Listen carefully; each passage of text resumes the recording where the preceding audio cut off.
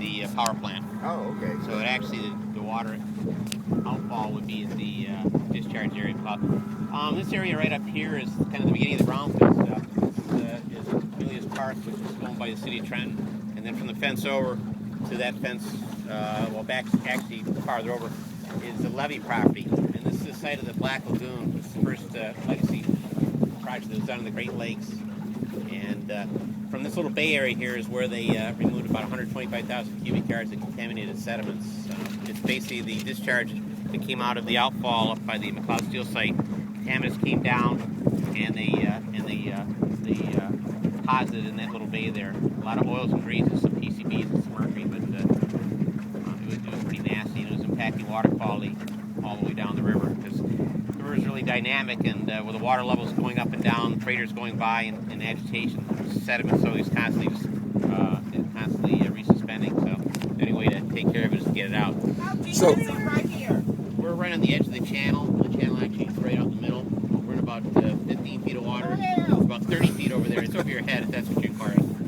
So, everywhere you're going to be today is going to be over your head. So now, did it get the name the Black Lagoon because of the pollution there? Yeah, that's what it's called. They call it Elias Cove now, but it's... The last I heard, they were looking at doing like some development, like putting in a marina. Well, as part of, in order to get rid of the sediments, they had to put them somewhere. Yeah. Now, combined disposal facilities are basically only designed, they're owned by the Corps of Engineers, and are only designed, they're not designed, but supposed to accept navigable dredging materials. So that constitutes dredging in the channels or in some navigable area. So as part of the deal, they were going to build a marina.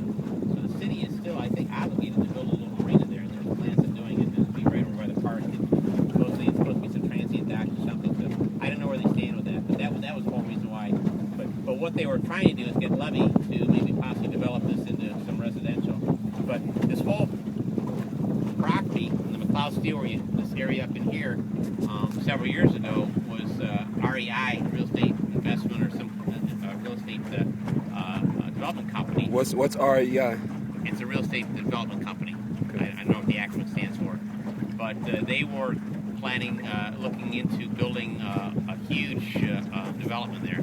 Like a townhouse development? It was a multi-use, it was a commercial and residential kind of a townhouse. But between the county and the city and the developers, the project never came to fruition. It was just prior to the drop in the economy. Yeah, Mary Bowling talked about how there were going to be like little shops, like another kayaking outfitter or something. Well, it was going to be a huge, with the development of the marina and everything. Yeah. So I got all excited because it'd be a great success story. Yeah.